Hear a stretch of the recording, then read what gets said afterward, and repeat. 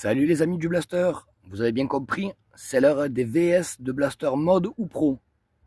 Alors en gros je vais vous présenter un Blaster mode ou pro, en faisant le listing des pièces, les performances FPS, cadence de tir, réglage détente ou autre, le style de jeu qu'on va voir avec, et la précision du Blaster.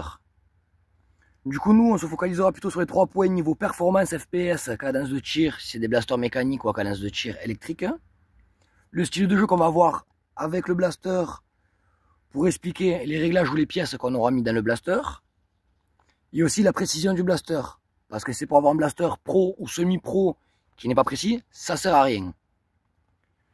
Du coup, on va parler de VS, de blaster, c'est-à-dire je vais vous présenter un Hyperfire mode avec une configuration VS un autre Hyperfire mode avec une autre configuration. Vous expliquer quel style de jeu on pourra avoir avec et quels réglages on aura fait dessus. Du coup, on va passer d'entrée à l'Hyperfire mode sniper. Du coup les amis, on va essayer de faire vite pour le blaster. Alors, Hyperfire mode sniper. Dedans interne, moteur Worker 132.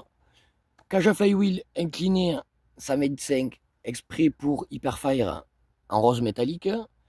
Les flywheels sont crantés diamantés aluminium. Je vous mettrai ça en photo en miniature. J'ai tout recablé pour mettre une lipo 3S 11V 1. Le blaster va avoir un confort de jeu assez chouette par rapport au moteur Worker. Il va s'essouffler moins vite niveau rafale. Du coup on pourra tirer des rafales, on va dire, plus importantes sans perdre trop d'FPS. Moi la configuration que j'ai faite, vu les moteurs qui s'essoufflent moins vite, je vais tirer des chargeurs courts avec de 6, de 12 voire 15 en préférence. Pour avoir l'aspect compact et l'aspect sniper.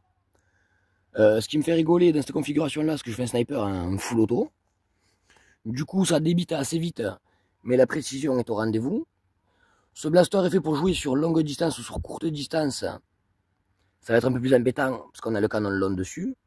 Mais sinon dans l'ensemble c'est un blaster qui va taper dans les 120, 130 fps en cadence de tir. Sinon en tir stable posé on est dans les 125, 130 fps constants.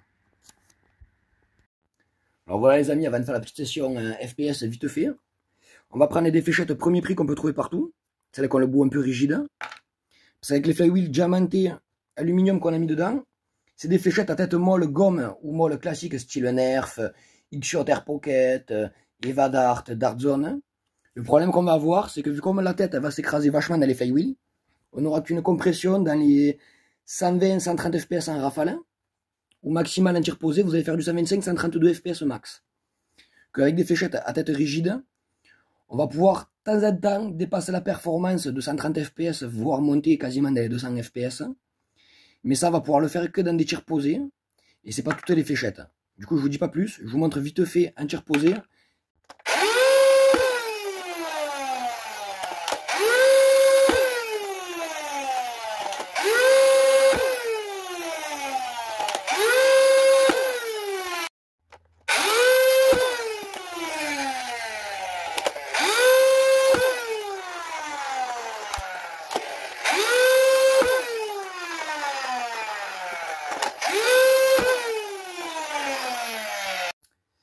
Cadence de tir en full auto pour les FPS.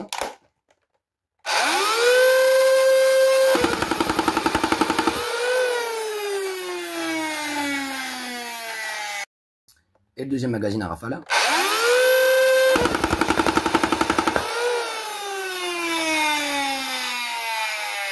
Alors les amis, on va faire un petit test de distance et de rafale, voir si c'est constant. Vraiment en extérieur. 6 coups, c'est parti. On va les ramasser. Alors comme je vous disais, avec ce blaster là on va utiliser des magazines de 6, enfin des chargeurs de 6, pour vraiment avoir l'aspect sniper et la puissance maximale à chaque tir. Donc là la première est la 25. « 25, 28, voilà, quasiment 32 mètres. Alors ça c'était les 4 premières, 32 mètres. Ouais, on va dire portée maximale 36-37 mètres. Et encore, je tire droit là, je suis pas en cloche. Si je compense un peu en cloche avec le viseur que j'ai, avec l'écrantage dénivelé dessus exprès pour jouer en cloche, je pense que les 40 mètres, on les fait facile avec la précision. En gros, quand je vous dis un viseur avec un dénivelé, c'est ça, vous voyez. Ça fait la croix, je ne sais pas si vous verrez bien, avec les petites rayures sur les côtés. C'est pour jouer avec les angles des dénivelés pour pouvoir bien viser. Donc j'en ai en haut, sur les côtés et en bas. Alors les amis, on est dehors, il y a un peu de vent.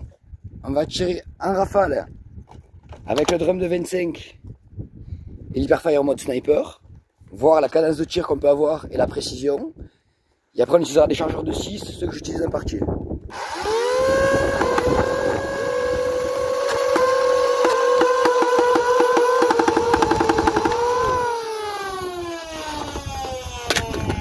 Alors comme d'hab, les drums ne suivent pas avec les cadences de tir de blaster modifiées.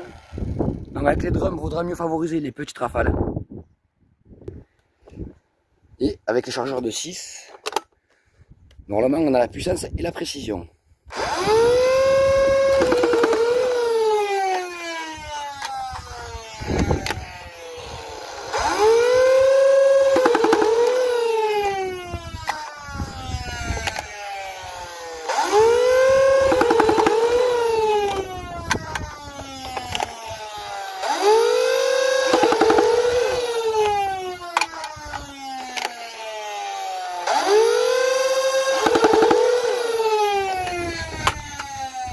Voilà les amis, on a déjà tiré 55 coups. Je vais remplir un drum de 25 pour refaire des petites rafales. Et c'est parti pour le drum de 25 final, en petite rafale.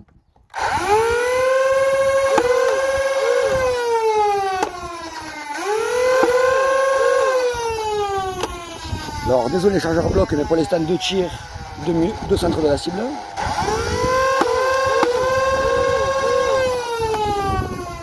Alors voilà pourquoi les drums c'est pas trop bien avec les blaster mode.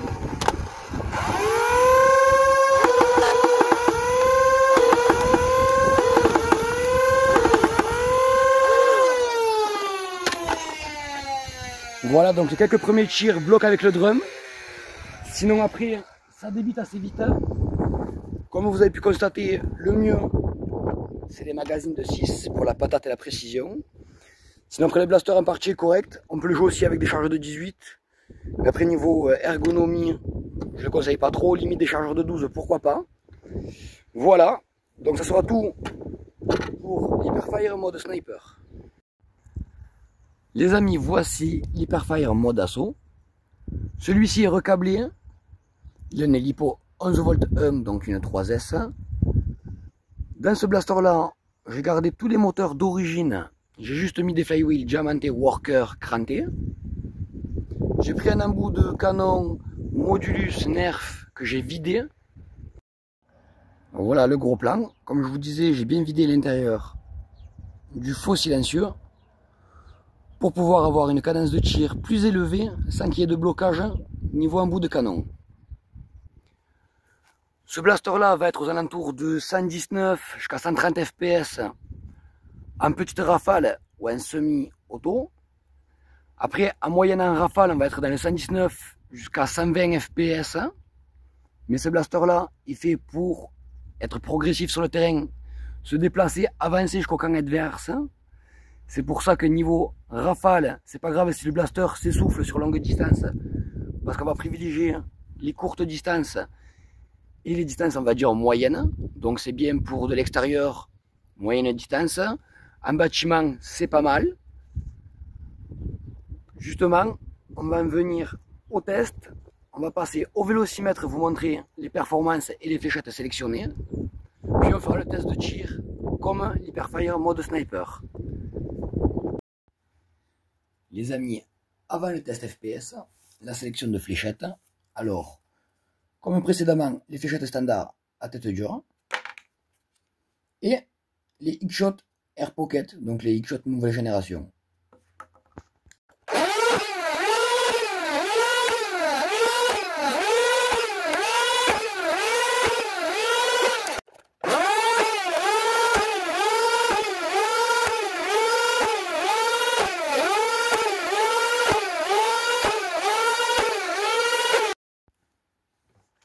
Full auto en moyenne FPS.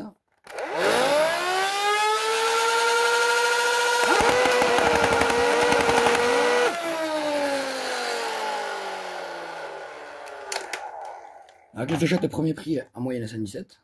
On va passer click shot.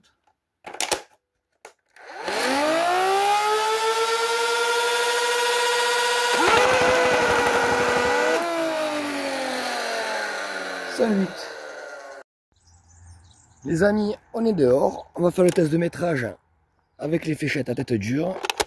Hyperfire mode assaut. On va tirer une rafale de 18.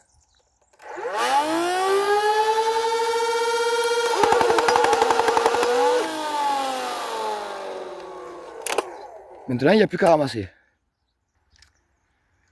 Du coup, je pense qu'on a fait 25 mètres à peu près. Alors, 15 mètres. Alors, dans les 20 mètres, on en trouve un. 22. 23. Ouais, 28 mètres, hein, à peu près. Donc ça tire des gerbes entre 20 et 28 mètres max en full auto. Sinon les moteurs lancés à fond, je pense qu'on est max dans les 28-30 mètres.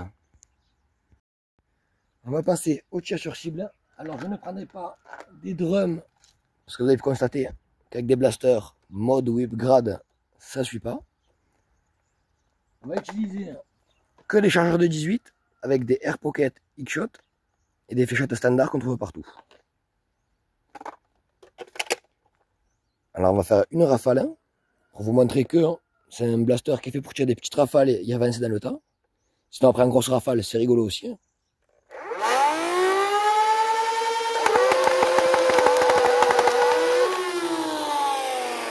J'ai même réussi à casser le fil en fer qui tenait la cible. On passe au X-Shot.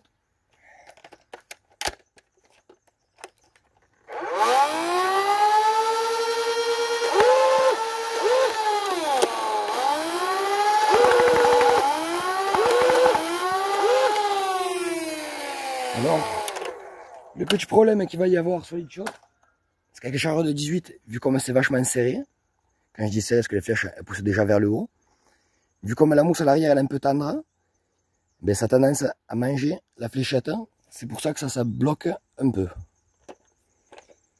Mais si vous prenez des X-Shot, petite rafale,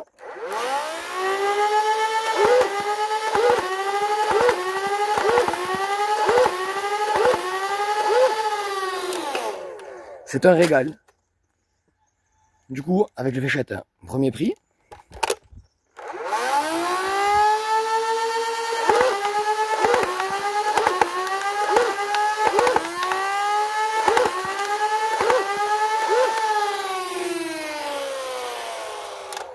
Avec les fléchettes, premier prix, on a à peu près les mêmes performances. Ça tape plus fort parce que la tête elle est dure. C'est un peu plus, on va dire, volatile. Mais ce qu'il y a de bien, elle glisse bien dans le chargeur, donc les cadences de tir, on peut tirer des rafales un peu plus importantes avec. Et les X-Shot, c'est pas mal, parce que du coup, c'est tête en gomme, ça fait pas trop mal, parce qu'on tire sur des enfants ou des jeunes joueurs. Mais sinon, la précision y est, mais il faut tirer des petites rafales. En gros, les fléchettes standards, qu'en full auto,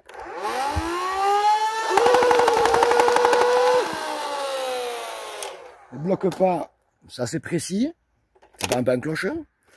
Et après, si on veut vraiment jouer la précision, être un peu plus assaut, petite rafale avec des X-Shot Air Pocket.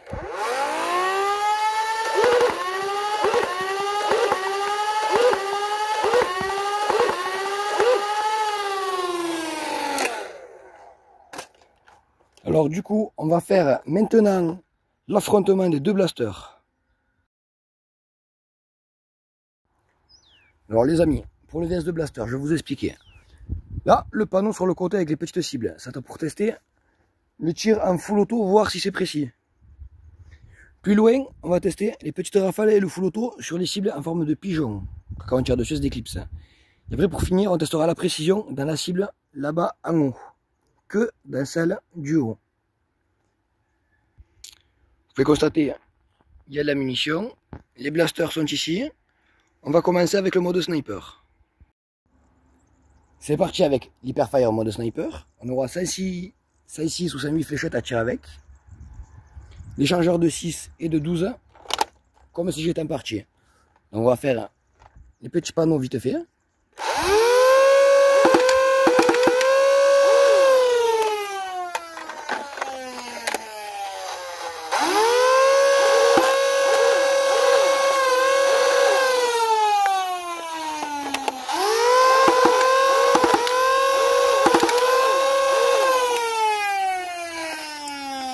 Alors désolé, parce que certaines fléchettes se font arracher.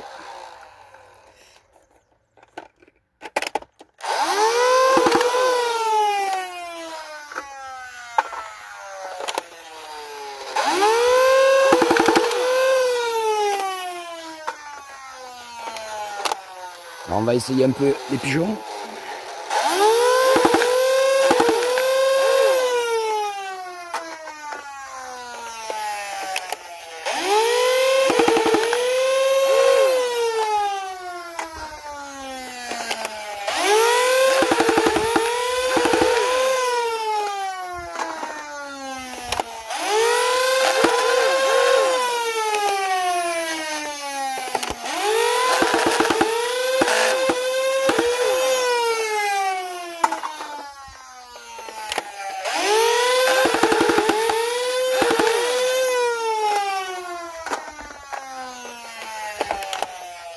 Maintenant des petites rafales.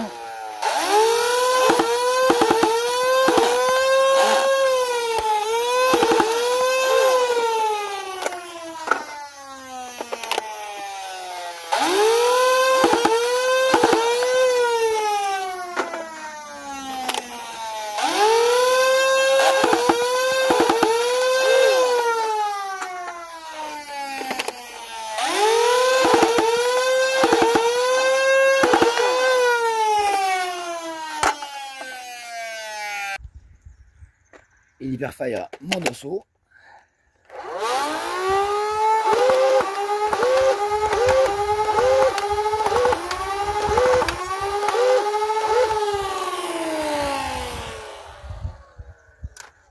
Alors les petites cibles, c'est toujours aussi chaud à toucher.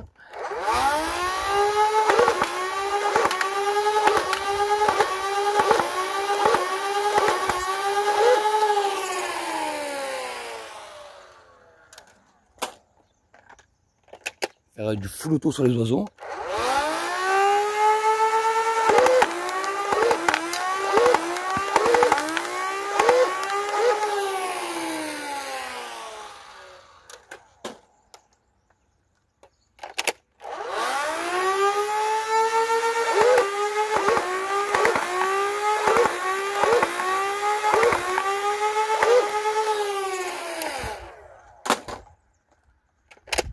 On va essayer la cible du fond.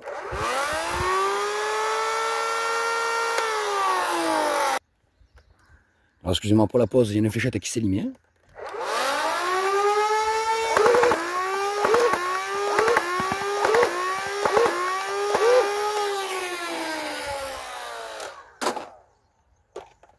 Alors avec des shots, un petit rafale, la précision elle est juste géniale.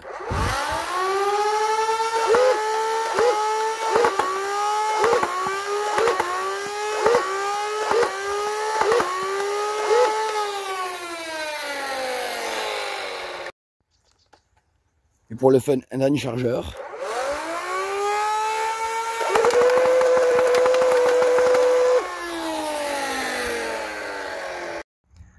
Voilà les amis, pour la fin du test en plus, on a le soleil. Donc pour le Nerf Hyperfire mode sniper, un semi-professionnel, il est pas mal, il peut tirer assez fort, exprès pour la distance.